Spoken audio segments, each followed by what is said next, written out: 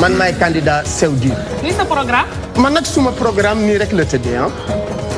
sow pire lem pire gor pire jullit pire comme pire éducation pire. doon candidat ndax loolu moo fi jafe. oui doon candidat pire. oui tuddee sa programme pire. oui. boobaa doo soxla dem présidence en pire ngay soxla. ah bon. gaynde buy nelaw kenn du ko yee. dinaa yee de. te man. gaynde la. mais écoute. mais c'est quoi ce bordel? C'est quoi bordel? non wax ci finance dañoo sonn ci système bi on en a marre de vous. on en a marre. booy xam nga lu ma lay xamal yow. waxal ak moom. yow booy yam nañu ah.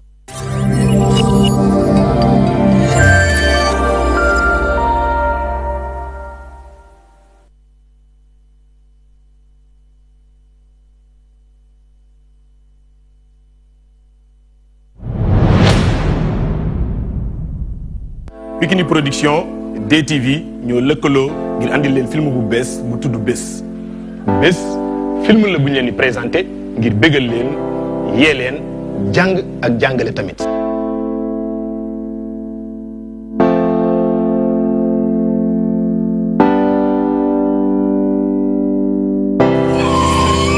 yàlla yow tamit nag Marème bul ma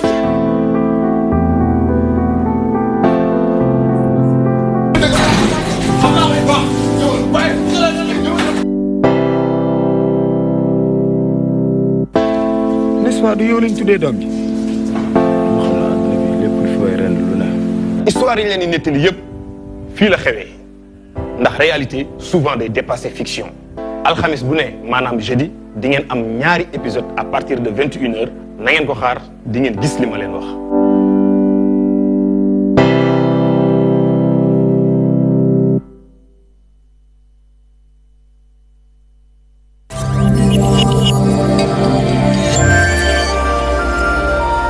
mbokki téléspectateur Dunya TV ñu ngi leen di nuyu foo leen mën a nekk ci àdduna ci seen émission bi di Majalisul Ulama di jataayu borom xam-xam yi. tey nag yàlla dogal ñu ñëw ci kër goo xam ne këru xam-xam la muy alxaaji Abdoulaye Ahmad Deme alxaaji Ahmad Deme bu Sokone. téere bu riche la ndax yàlla dogal na bi benn la rek waaye tom bi def naa mat na 20. waaw 20 tom la tabaarakallahu waaye bu ma gisee tafsir bi façon bi mu ko tafsir dañuy wax ne jàng ko te bind na ci xaw ma ndax wér na wala wérul kooku booy tontu nga tontuwaale ko ñu ne jàngul naxu soo ko doon leeral moom mooy kan bu boobaa nan nga koy résumé leen mu mën ko xam. Alaaji Ahmad Deme buñ bëggee xam moom mooy kan.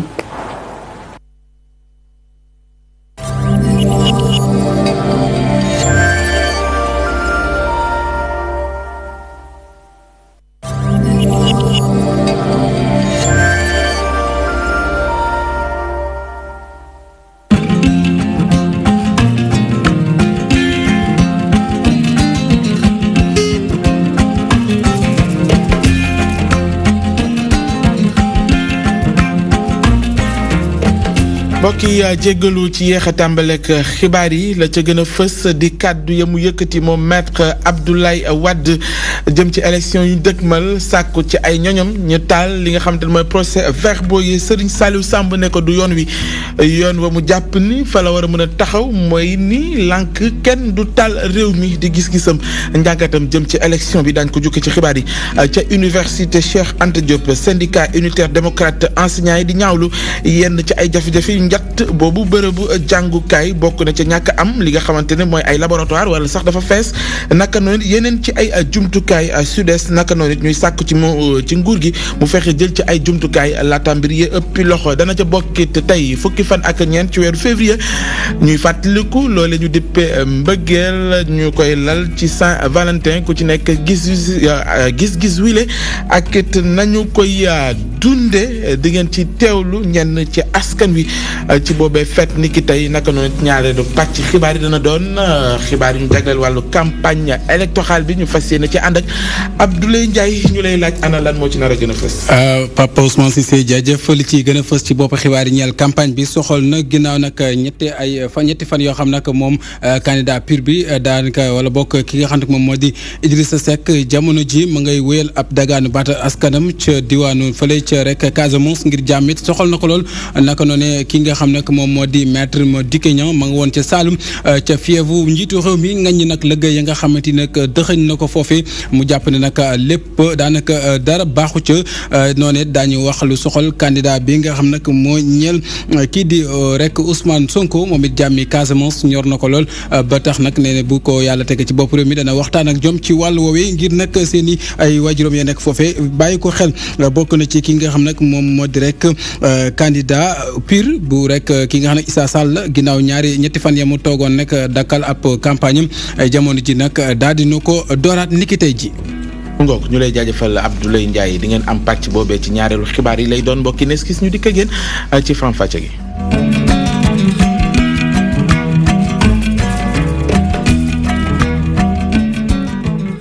Sëriñ Saliou Samb lay wuyoo xam-xam màcc jëm ci politique nañu koy doxale ci réew mi ne àndul ci kàddu yooyu maître Abdoulaye Wade yëkkat ni ki démb di sàkku ci ay ñoñom ñu fexe ba ci ngoonuk élection yi wala boog ci bëccëgu élection yi ñu fexe ba taal loole di procès verbaux yi ngir ne lam ci jublu mooy ñu neenal loole di élection yi mu jàpp ne yoon woowee du yoon wu baax bi te it war nañu mën a moytu kàddu yu mel wala di xirtal askan wi ñuy amee taxawaay bu ñu mel ndax jàpp nañ ña cay lor du kenn ku may réew mi te mën naa indi ak lëba ci élection yu ñu dëgmal naka noonu it kii di ama code Diouf it daanaka lu ni mel lay sàkku ci candidat yi mooy nañ fexe ba lépp luy génnee ci seen i kaddu naka noonu seen i jëf jàmm ñëkk ca mujj ja ñu ànd ceeg suñu ndaw di Adama Bité. taal li nga xamante ni moo di procès verbaux yi bu scrutin 24 février yi ñu dëgmal doon ay digle ki fi nekkoon njiitum réew di maître Abdoulaye Wade moom mi le nag fi mu taxawoon teggiwul tànk benn yoon loolee nag analyste politique bi di ko ñaawlu di wax ne rek yile kàddu dafay yee fitna. Abdoulaye Wade ku ne xam ne ne moom ñaare bu ko neexee mu ñuul bu ko neexee mu weex xam nga bu taxawee ne na ngeen xeex na ngeen taal na ngeen lakk bu ci yemee dañuy dal ci kawam ne ko moom waaye nag dafa bëgg protéger boppam moo tax mu ne na ngeen ànd ak jàmm bu leen lakk kër yi bu leen def nang ngir ëllëg bu yoon wala nguur gi bëggee dal ci moom ak ñi mu àndal taxaw ne ñun kat dañoo waxoon ne lépp lañ koy def nañ ko teg jàmm kon loolu ci discours la rek pour bëgg a maanaam def jeexi jaaxa ci askan wi def ko jeexi jaaxa ci gouvernement bi ba kenn du xam fu mu jëm. ca noonu it ñi nga xamante ni ñooy waa société civile di wax rek ñi nga xamante ni ñoo di candidat yi ñu jéem a xeex lépp loo xamante ni wàllu fitna la jëm ci yile élection ngir jàmm mën fi am. violence yi nga xam ne ñoom lañ doon xam ci jamono ute na ak Sénégal lu tey donc dañu bëgg loolu yëpp daal di nekk loo xam ne dafa dakk ñun daal li ñuy woote et d'une manière ferme c'est que nañu arrêté violence parce que violence àndul ak Sénégal de paix Sénégal de progrès. loolu daal moom mooy appel bi nga xam ne moom la ñuy lancé te gëm nañu dinañu déglu di lancé appel aussi chefs religieux yi nga xam ne ñoom ñooy modérateurs sociaux yi ñoom aussi ñu mën a jóg yëkkati seen kaddu ci mbir mi. mu doon sax ay kaddu yoo xamante ni xaarandi wuñ ko woon ci moom mi fi nekkoon njiitum réew maître Abdoulaye Wade. Saliou Samb jàpp rek ni moom mi lee waroon na am beneen gis-gis bu wutee ak li ni mel. doonte xam nañu nag dañ koo tooñ ci genn wet maanaam tooñ bi ko tooñ mooy doomam nekkoon candidat ñuy affaire manœuvre politique ba dàq ko. loolu teguñ ko fenn nag ki la tooñ boo ko tooñee da ngay mel ni moom kon ku ne xam ne loolu du woon yoon waaye nag fa mu ne ni moom ni mu war a def mooy wax ànd ak dal ànd ak tey ndax waaye nag taxaw naan na ngeen lakkat na ngeen taal loolu moom wax la joo xam ne nii xaaruñ kon ci moom. ñoom analyste yi le nag jàpp ni waxu Pape Dusopi yi teguwul fenn ba tax na sax mënul te ba élection yi le du am. ca noonee nag ñuy ñaan ñi nga xamante ni ñoo di kilifa diine yi ñu waxtaan ak maître Abdoulaye Wade. keneen ki ko ñaawlu di kàddu maître Abdoulaye Wade boobee di xalifa général njabootu Serigne Abbas Sall moom nag ma ngay woo ki fi nekkoon njiitum xew bi mu fexe ba ànd ak dal te xam ni Sénégal la mu baaxoo du dara lu mooy jàmm te loolee képp kuy woote woo safaan wa na la wóor ni doo ca mucc di ay kàddoom fësal ko biral ko bëggit ci élection yu dëgmal lépp amee ci jàmm tey Sénégal doon ki ci gagné ñu ànd ceeg leeral suñu ndaw di Lansana Diandi. ci kaddu yi mu yëkkati xalifa général de la famille Serigne Abass Sall dafay woo acteurs politiques yi rek ñi dal ci jamono joo xamante daal violence électorale mu ngi làmb fu ne moom nag jàpp na ni jamono ji ñëpp war a dal. nee na nga xam ni jëf yooyu du cosaanu réew mi. nee na rayante leen. taal leen kër yi. taal leen oto yi. nee na yooyu Sénégal du sunu mbaax de xamuñu ko de. te nee na ku ko fi wax wala nga digle ko itamit. nee na loolu doo ci mucc de.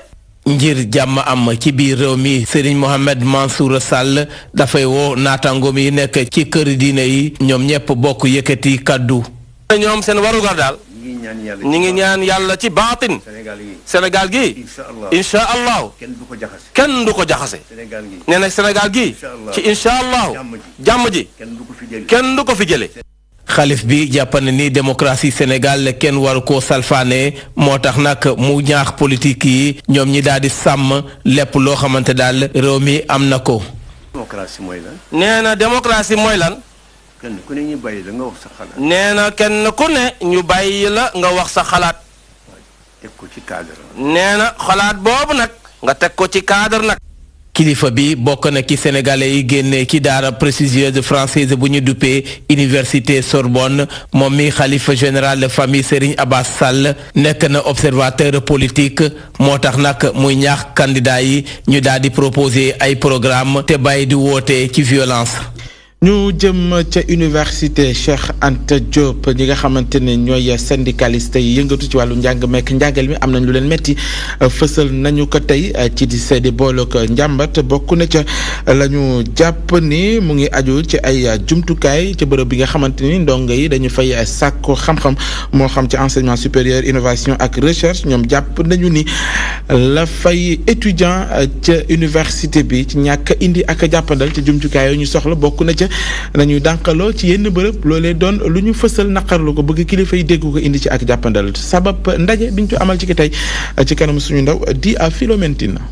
SUDES enseignement supérieur et recherche daal di xamle ay jafe-jafe yu bëri yu faculté des lettres et sciences humaines bu université Cheikh Anta Diop di jànkonteel loolee tax ñu daal di jaaxle loolu ci mbir moomu ñuy njorti ni loolee mën na nasaxal bu baax a baax njàngale mi ci faculté boobee. La situation de la faculté des lettres et sciences humaines. waa fii ci faculté lettres sciences humaines mbir mi ñàng na trop xam ngeen lu toll ci fanweer ak ñaari junni étudiants ñoo fi nekk te bu ñu ko xaymaa ëpp na limu mbooleem université yi nekk fii ci Sénégal étudiants yi nekk ci master am nañu ay jafe-jafe ngir ñu mën leen encadrer toppatoo leen ndax lu toll ci fanweer ak ñaari junni ci ay étudiants lu toll ci rek ñaari téeméer ak juróom-ñaari jàngalekat rek war leen toppatoo. On a 32 000 étudiants et on a 207 enseignants. beneen jafe-jafe bu boobee faculté du jànkontal moom mooy ñàkkum jàngalekat yuy jàpp ci liggéey bi yu leen di duppee personnel de support. En personnel de support. amuñu personnel bu doy ndax lu toll ci ñeent fukk ak juróom-ñetti ñoo nekk ci personnel bi ak ci faculté bi ci ñeent fukk ak juróom-ñetti ñooñu ñaar fukk ak ñeent ay contractuels tey mënuñu leen féete lu yàgg. définitivement. ñàkkum bërëbu jàngukaay dooleeku tamit ci yooyee jafe-jafe. La faculté a réhabilité. faculté bi nag dëgg la yeesal na nag ay jumtukaay waaye nag dafa tàmbali ay liggéey yu sotteegul ndax xaalis bi ko war a sottal moo teewul fi mu nekk nag dañuy mujj sax di àbb ay salle ngir mën a doxal wàllu njàng mi. d'aller emprunter des salles. SUDES daal dinay jàpp ne li nguur gi di dimbalee faculté des lettres dafa néew loolu te mu tolloog téeméer ak fukki millions at bu jot. La faculté des lettres fonctionne presque exclusivement. jafe-jafe bu mujj bi nag mooy wàllu budget wàllu li koy doxal nag mooy droit d'inscription yi ñuy jëlee ci étudiants yi ndax nguur gi lim koy jox ci xaalis ngi toll rek ci téeméer ak fukki millions at mu nekk te gis nañ ni université ba nekk Ndar fukki milliards lañ koy jox ci xaalis INSEPS ak faculté bi ñoo tolloo budget. L'INSEPS a 700 étudiants. La subvention de l'État est exactement la même que celle de la faculté des lettres, 110 millions. ci noonee SUDES du dànkaafoo rek nguur gi ngir mu andi ay saafara ci jafe-jafe yu faculté des lettres et sciences humaines. Philomentine ci diirub juróom benn weer wër nañu fukk ak ñeent région yi nekk ci réew mi daal di sàkko jote ci askan wi lay seen gis-gis seen bëgg-bëgg ca la nga xam ne moo aju seen dundin ngir ñu indi ci ak jàppandal di société civile bi loolee sabab bëccëg bi ñu amal tey jëm ci xayma liggéey yooyu ak it ginnaaw bi ñu ko amalee fan la leen war a mën a yóbbu ci loolee nga xamante ne moo sabab liggéey yañ ci amal dañ ci ànd ak leeral suñu ndaw di Ndeye Fatim Lo. assises yi li leen tax a jóg mooy gën a ñogal njëriñu organisation société civile yi ci li jëm ci jëmmal li nga xam ne mooy politique publique yi waaye tamit dina tax ba ñoomee di société civile ñu xoolaat seen bopp ak seen i jaar-jaar. assises yi nag dafa di mbir moo xam ne comme ni ngeen ko xamee door na depuis 2014 mais amaana ci juróom-benni weer yi mujjee lañ ko gën a matérialiser liñ ci namoon nag mooy toog ak société civile Sénégal waxtaan ci li nga xam ne moom mooy suñ gàllankoor ak seet aussi ana yan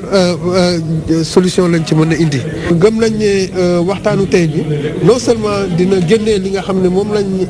nam ñun société civile mais aussi dina génnee suñ position par rapport ak gouvernance su Sénégal. juróom benn weer a ngi nii ñu amal li nga xam ne mooy processus bi projet terme de référence su assises yi jébbal nañ ko goxu Sénégal bu nekk ngir ñu gën a mën a xam bu baax lan mooy soxla askan wi. am na ay universitaires mais aussi am na ay yeneen ñu am xam-xam ñu nekk à la retraite dafay wane ni rek société civile aussi ci société sénégalaise la bokk te ñoo gën a bari macha allah en tout cas ci naka la ñu war a doxalee réew mi dañuy jàppale leen pour ci méthodologie bi pour naka la ñu mën a exploiter pour que acte assises yi mu mën a amal njariñ Sénégal. assises nationales yi nekk nañ tamit ab occasion ngir organisation société civile yi ñu xalaat ci lépp li jëm ci wàllum yorinu réew mi. ci naka la ñu war a gérer ressources naturelles yi surtout aussi tey ñëpp xam nañu que lu ñu woowee sécurité alimentaire en tout cas dañu war a liggéey ñun ñëpp ak nguur gi ak secteur privé ak société civile notamment ak producteurs yi paysans yi pour que suñu liggéey mu amal njariñ Sénégal. ci ñetti fanu lël yi région yëpp dinañ bind seeni rapport ñu jël ko nag def ko benn mu fas yéene nag wanewaat lan mooy organisation société civile ba ñu mën a jëmmal benn code boo xam ne dina tax ñu xam doxalin wala charte gouvernance. Ndeye Fatim Lo Saint-Valentin lañu wax bëccëgu tey bi lañ ko jagleel di fête buy fàttali ñenn ñi koy màggal muy mbëggeel ci ay façon yu uute selon ku ci nekk na nga koy dundee fësal nañu ko ci ñenn ci ay sénégalais ñu dajal di reportage yu Aïda Mber Niass. ñu koy màggal ci àdduna wërngal këpp bëccëgub 14 février bile doon na prox ndoll ci ñenn way dencante ñu wane kenn ku ne mbëggeel gi nga am ci sa moroom waaye nag solo si bëccëg bi la am askan wi le bàyyiwuñ ko ginnaaw moo waral ñaari way dencante yi di wàcc féete ko ak seeni njaboot. chaque jour nit dafa war a féete jour de Saint-Valentin du juste jour bi dong la c'est tous les jours man damay wax ne nit boo bëggee nit ki da nga ko war a jox gëdd da nga ko war a di ko offrir ay fleurs c'est pas juste les fleurs. Même des fois, ça va du dire ça, offre-le le. Ouais, en plus, c'est l'anniversaire de notre fille. Ça fait 2 cadeaux. Un pour la fille et un pour la maman. waaye nag bile fête yamul képp ci ñi nga xamante ni ay marié lañu ndax célibataire itam ñu ngi koy waajal bu baax. xanaa gisoo rouge noir damay dem fërfilaale rek. amaguma jëkkër nag mais dama koy dund ak ki ma bëgg a dem. waaw dañ koy dund nag chaque jour mais comme dañ ko jagleel pour ñu féete ko moo tax ñu gën ko yokk rek. koy dund ba mu neex ndax dañ cee namm dara avec Saint-Valentin waxatuñ ko. geneen wàll ga Aïssatou Fall moom mi ngi xam le ni donte borom këram dundatul waaye du tere mu koy bëgg nam ko daan bëggee. ah man de ki ma bëggoon dama ko bëgg ba mu ñibbi àjjana saa yu ma yeewoo gis photo bi sama xol bi di gën a neex. daal damaa foog ni ki nga bëgg def ko ci sa xol dara warul leen a tàqale. fii ci Sénégal nag mu mel ni feetu Saint-Valentin bi jigéen ñi ñoo ko gën a yittewoo ba tax na nag ñenn ci ñoom lépp lu ñu mën rek dañ koy def ngir fexe ba fësalaat seeni mbëggeel teg si bégal seeni borom kër. dem nañu final di suñuy gaynde yi ndaw yi waa U20 ginnaaw ba ñu amee ndam lu yaatu wala bokk benn bal ci dara niki balki démb ñu war a dajeek ñi nga xamante ne ñooy waa Mali niki dimanche bi ñu dëgmal ñenn ci ay taskatu xibaar seen xam-xam màcc jëm ci wàllu wi ne suñu gaynde yooyu am nañu lépp lu war ngir fexe ndam loole ñu yóotu di ñetti yoon ñuy dem final ñu mën caa jotee ci compétition bi ñu dëgmal Mbaye Sène la ñu woowee kenn ki di international naka noonu Cheikh Tidiane Diagne seq nañu waxtaan bu yaatu ak suñu ndaw di Safiatou Koli. équipe nationale bu U20 nara jàmmarloog équipe bu Mali muy ñetteel yoon bu muy amal final Coupe d'Afrique des Nations ci boobule catégorie seen génn bu mujj nag nekk li nga xamante ni ñuy yëngu ci wàllum tàggat yaram di rafetlu bu baax. teg la ñetti yoon dem final d'une compétition africaine nga koy xëccoog sa morom maanaam du hasard parce que loo def benn yoon mën nañ ne hasard nga def ko ñaar yoon gars yi dañuy commencé naa xëy na peut-être ba tey hasard mais boo ko ñettelee dañuy nekk ñii dañoo liggéey te effectivement. ñu bëri du leen bett ndaxte nag soo dee seet équipe nationale du Sénégal commencé na tournoi bi bu baax a baax am na score yu bëri yu mu dóor donte 1-0 la gagné ki nga xamante mooy Afrique du Sud démb ci demi-finale bi. boobule final nag mu doon li nga xamante ni kenn mënul xam kan mooy gagné waaye ci ñaari sportif yi équipe bu Sénégal am na chance su gagné boobule coupe. mais boo xoolee équipe junior bi boo xoolee ñoom la ñuy football équipe nationale A bi sax du ko football parce que c'est beaucoup plus homogène am na fluidité am na ay individualité am na voilà un tout quoi dal na xel te mën naa ci am jot lu rafet ni que Sénégal tournoi bii moom basam na gëm naa ko man. waaye Mali ba ci premier match bi bokkut ak Mali bi ñu nar a footballal li nga xam te mooy final bi dimanche ndaxte ci diggante bi lu bari jaar na ci mu nekk revanche noonu sax moo baax ci ñoom pour Mali yi mën a am li nga xam te mooy pression bi seen kaw pour Sénégalais yi mën a jouer libéré. Cheikh Tidiane Diagne nag di xamle ni rek équipe bu Sénégal war na gën a dëgëral taxawaayam. pour mën a jàll et je pense que Sénégal tey jii nii par rapport ak li nga xamante ne wane na ko ci tournoi bi war na mën a sol sa costume de favori parce que tey lu ñu wane nañ ko wax rek te dee rek Sénégal lu mu wane amul benn équipe nga xam ne wane na ko fi. Mbaye Sène nag am njort ni coupe bi mën na ñëw fii ci réew mi. soo dee seet sax ñoom ñooy favori yi nii ndaxte ñoom ñoo mujj ci Mali donte Mali gagné na leen UFOA ba nag benn match mais loolu xale yi duñ ko yenu te seen coach defe naa dina am benn conversation boo xamante ne bii nii dina ko am ak ñoom wax leen ne leen mun ngeen dugg ci histoire ndaxte Sénégal mosut a jël CAN U20. gannaaw bu ñu qualifié coupe du monde ñii di ndawu Youssouf Dabo am pour mission jël coupe d'Afrique des nations mu nar a doon combat bu métti final bi nag ñu ngi ko nar a amal ci dimanche 17 février ca Niger. mu ngoog ni nga ko waxee nar a doon combat bu métti waaye ñuy ñaanal suñu gaynde yi ndaw yooyu ndam bu feex ci ñoom ci match boobee nga xamante ne final la ñu koy xaar ni ki dimanche bi ñu dëgmal lekk si nañ ci pàcc bi ñu jagleel xibaaru campagne beeg Abdoulaye Ndiaye.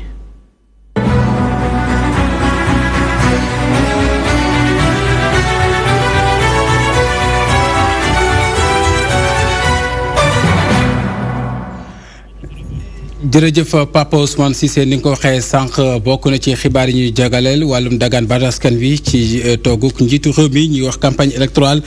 kii nga xam nag moom moo di ci xanaa tënk ci xibaar candidat Issa Sall bu PUR moom dooraat na campagne am ginnaaw ñetti bés yoo xam ne toog na ko ak musiba mbaa ba kumba bi amoon ca Tambacounda ni ki tey ji nag fas yéene nag door ab campagne am jaari ca fële nga xam ne moo di zone des Niayes jaar ca Diender ak fële nga xam nag moom moo di Morolan Taïba Ndiaye Noto Mboro Daara Khoudoss doo ko jeexale ci ab meeting bu yaatu ca Tivaouane di woon tënk ci xibaar daañu ci dikk ak sunu ndaw ba ñu ko toppal ni ñu ko waxee sànq ci bopp xibaar yi bokk na ci kilifa ak réew mi jamono ji nag bokk ci dagaan baatu askan wi ma nga woon ca Kaolack Ndangaan ca Saalum foofule moom njiitu réew mi nag dem na fële nga xam nag moom moo di ca Passy romb Sokone daal di jàll ba ca Karang jeexale ko ab meeting ca Foundiougne ga mu jàpp ne sax ab dëkk la boo xamante ni lu ëpp ci ndawam fa la ko daanaka amale mu bokk ci nag la mu xamle mooy ñëw fa ngir campagne waaye dafa ñëw seet si leen di rek kàddu yu njiitu réew mi nga xam ne digg na fa ab bërëbu tàggatukaay bu ko yàlla tegaatee ci bopp réew mi ñu teewlu kàddu yi njiitu réew mi président Macky Sall.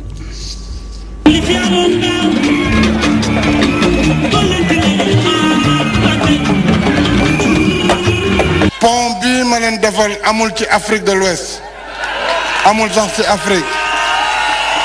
Un pont de 1280 mètres de longueur boo ci yokkee extension yi muy 1500 42 milliards de francs CFA loolu dana jox Foundiougne perspective bu am solo ci wàllu koom-koom ndax lu bari dootul yegg Kaolack daanaka dañuy ñëw Fatick jàdd yegg pont bi génne Passy Sokone Karang dem Banjul dana andi itam ci pétrole bi feeñ ginnaaw Sangomar dana développer Foundiougne ndax ci kanam tuuti société yi danañu war a am ay base fii ci département bi moo tax ma ni dinañ leen defaral centre de formation professionnelle boo xam ne xale yi dans les métiers du pétrole ak les métiers connexes dinañ leen ci tàggat jàngal leen aussi les métiers de l'hôtellerie, du tourisme, les métiers de la pêche et de la transformation des produits halieutiques.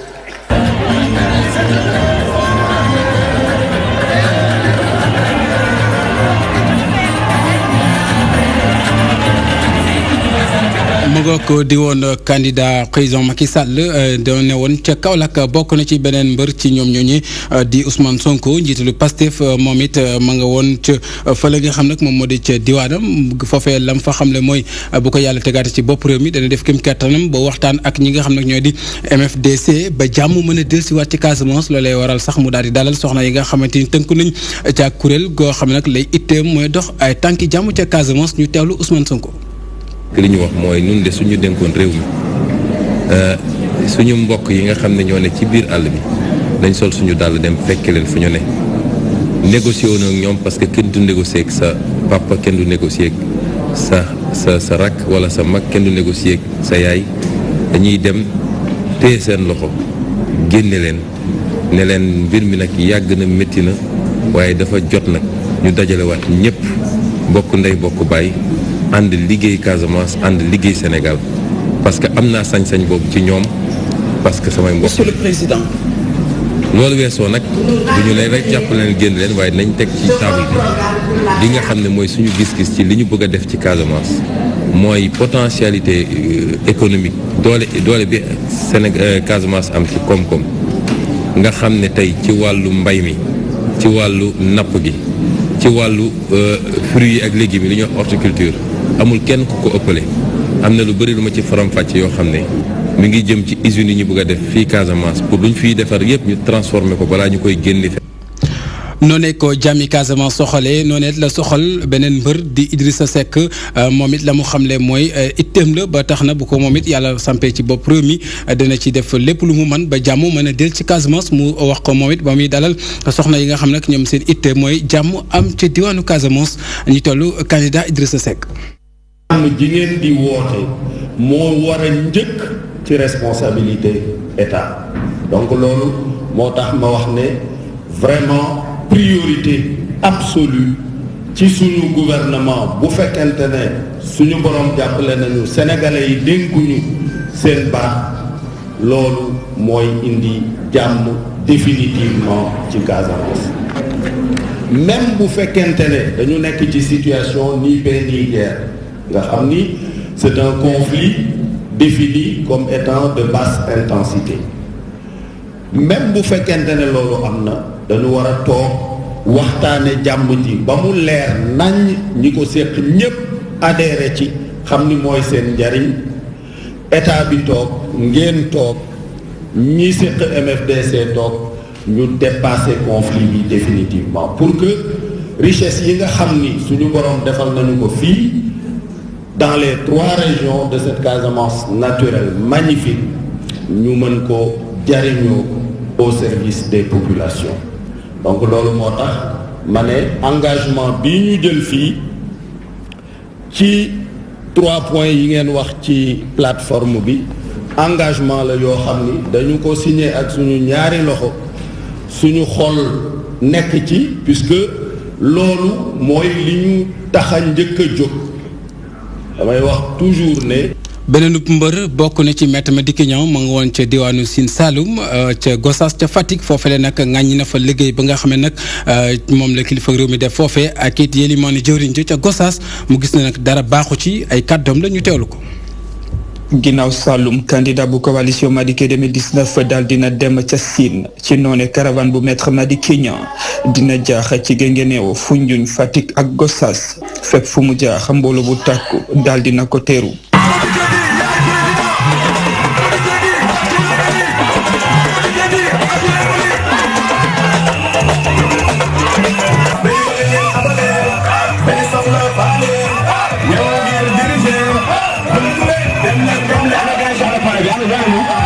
fii ci Gossas Maître Madické Niang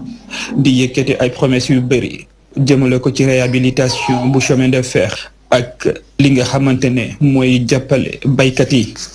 mobilisation bu rafet bii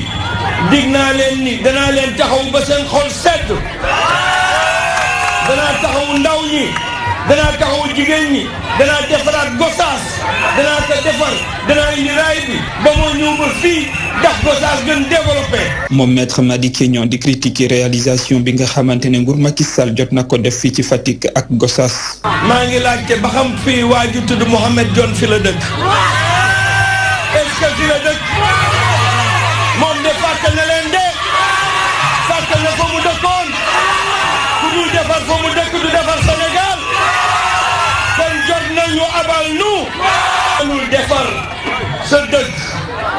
mënul defar fa nga dëkk ku mënul jàppale ña la bëgg ku mënul jàppale ña lay voteel ku mënul taxawu ña lay jàppale kooku jarul jox réew. caravane candidat bu coalition Madické 2019 daal dina dem ni ki tey Pire Pekes Thilmakha Kébémer ak Louga. te jamono boobee Omar Danso bokk na ci nag étudiants yi bokk ci li nga xam ne moom moo di mouvement bu ànd saxal liggéey bu ay dëmboj ñoom nag du mooy nañ ko lem seeni kaaka dëgmali Idrissa Seck ñu xam ne nag moom la ñu gis ne daal na seen xel jàpp nañ ne tamit ak tekkaaral wala bokk ba ñu suubu am ko jàppale ci jongante yi du rek saafara ba gën maanaam nekkul jamono bi ngir mën a sanctionner président Macky Sall ñu teewlu ñi ki nga xam nag moom moo di Adjara Ndiaye moo fa teewoon. moo ànd saxal liggéey ñoom nag dem nañu ànd ak Idy 2019 pour ñoom nag tekkaaral bi nga xam ni seen leader def na ko mu di Aïda Mbodj du loo xamante ni nag dina tax Macky Sall ñu mën ko fee jëlee ci bopp nguur gi. déglu nañ Sénégal déglu nañ Sénégalais yi xool nañ situation bi ñu ne xool nañ ne tey koom-koom bi dañ koo salfaañe xool nañ ne tey justice bi tey dañ koo yàq xool nañ ne tey ay prisonniers politiques ñii dañ leen exilé ñii ñu tëj leen xool nañ ne processus électoral bi tey doxut xool nañ ne tey parrainage bi tey filtre la. xool nañ ne tey Macky Sall tey dafa pare pour sàcc élection yi sàcc ko confisquer pouvoir bi donc bu ñu adopté position neutralité dañuy dooleel Macky Sall pour mu sàcc élection yi pour mu yan bi oyof ci loxoom. bu ñu sukkandikoo ci kàddu coordonnateur bi ki nga xam ni nag moo di Idrissa Seck moo mën a soppi li fi nekk. ñi seetloo ne candidat yi fi nekk yépp ñi saytu leen xool seen biir xool seen biti xool seen taxawaay xool seen kattan xool seen maxaama xool seen i pexe. gis nañ ne Sénégal kat bu ñu ko texee ci loxo Idrissa Seck war na ko mën a jubal war na ko mën a leeral war na ko mën a doxal ba sénégalais yi nga xamante ne maanaam jeunes yi ñu mën a am liggéey ñii mën a am emploi ñii mën a nekk situation yi nga xamante ne maanaam day génn ci guute bi ñu ne moo tax ñu tànn le président Idrissa Seck man ak samay ñooñ. ñu am dëgër lay lool ak gëm-gëm ngir jëlee fi ki nga xam ni moo di njiit li fi nekk di Macky Sall ndaw ànd saxal liggéey fas yéene surveiller bu baax élection yi li ndogal bi ñu jël nag teewul ba léegi ñuy fësal seen ànd ak ki nga xam ne moo di seen leader Aïda Mbodj. Adjara Ndiaye Sénégal pour toujours mu nekk ab plateforme bu yees boo xam ne nag ñu ngi ko siiwale ca Thiès lay xamem teefam mooy jàppale kii di candidat président Macky Sall ñu dem ca Thiès fekk fa sunu natango Amadou Seck. Sénégal ba faw di coalition bi nga xamante ni nag dafa fas yéene dugg ci langu politique gi ngir jàppale rek ki nga xamante ni mooy Macky Sall jëwriñ ji nag di bàyyi sëñ Samb bi nga xamante moo ko amal moom nee na daal li ko yittee rek mooy fexe ba ki nga xamante ne mooy njiitum réew mi woon daal di yeggale ay mébétam. coalition Sénégal dañu engagé wu pour développer Sénégal ñu ne république bu ñëpp bokk ñëpp ànd ci bokk ko jàmm mooy tax développement am ci dëkk te ñun jàmm rek la ñuy ñaan suñu credo